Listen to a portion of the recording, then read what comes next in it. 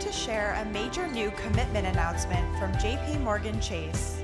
Please welcome Colleen Briggs, Head of Strategy and Community Innovation.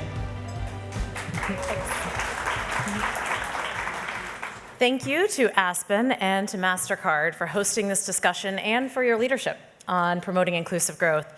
I think as we've heard throughout the day, there has never been a more urgent time to have this conversation.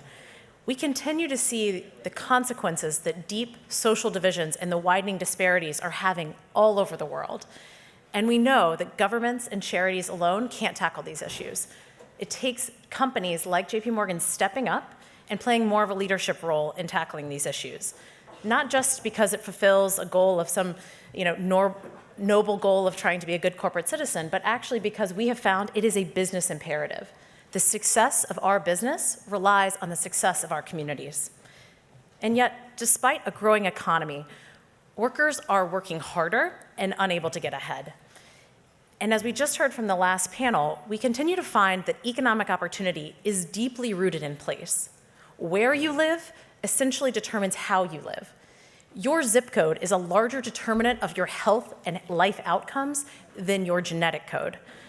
And from our global work, we continue to see that neighborhoods face persistent challenges, ranging from chronic disinvestment to new investments that are actually displacing the current residents.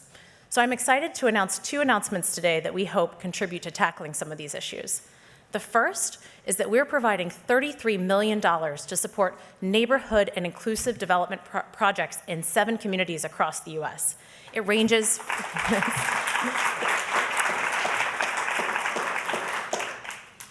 from communities like Dallas to Memphis to Cleveland, many of which are actually using Opportunity Zone designations to make sure that the investments that are coming in actually benefit the residents who live there.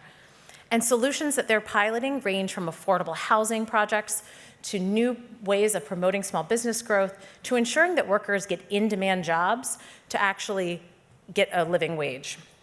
And what we found is that we've actually hosted 6 of these competitions to date, led by my colleague Mercedes Mortazavi. And what we found is that by incentivizing these actors to come together, those who actually understand the local context the most, that we can help transform communities from areas of disinvestment to areas of opportunity, where all residents have the opportunity to thrive. Our past winners have been able to deploy more than $470 million in loans to low-income communities and have been able to raise an additional $870 million in outside capital. That's a 1-to-13 leverage ratio. And what we find, though, is that while capital is part of the solution, it's not enough.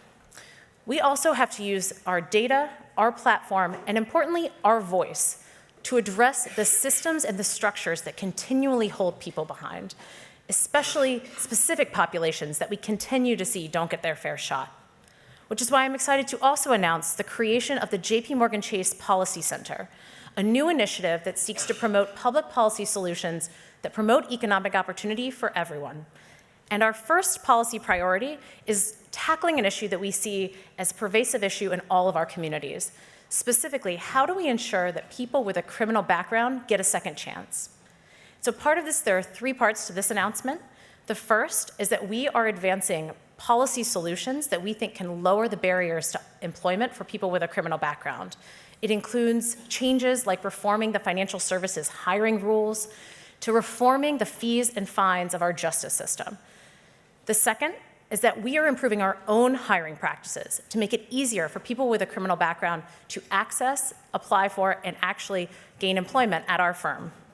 And finally, we're investing $7 million to ensure that people with a background, with criminal justice background, are still able to get in-demand jobs and to access the tools and resources they need to improve their financial health and start and grow their small businesses.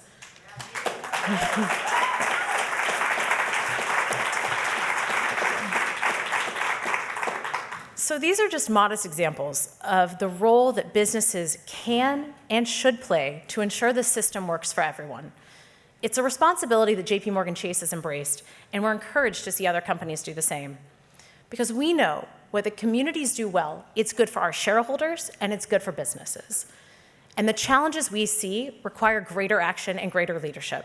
It's why we're committed to using the full breadth of the firm to tackling these issues, from our data with the JP Morgan Chase Institute, our voice through the new Public Policy Center, our capital through our $1.75 billion commitment to promoting inclusive growth globally, to our hiring practices to ensure that every employee earns at least $15 an hour with a robust benefits package, and finally, our products and services, including our $50 billion affordable lending commitment and our commitment to expand branches in low-income communities. But we know that we can't handle these issues alone, and that we need to be part of many who are tackling these issues, which is why we're so thrilled to be part of the discussion today and excited to continue our work with all of you in the room to move these solutions forward globally. So thank you again.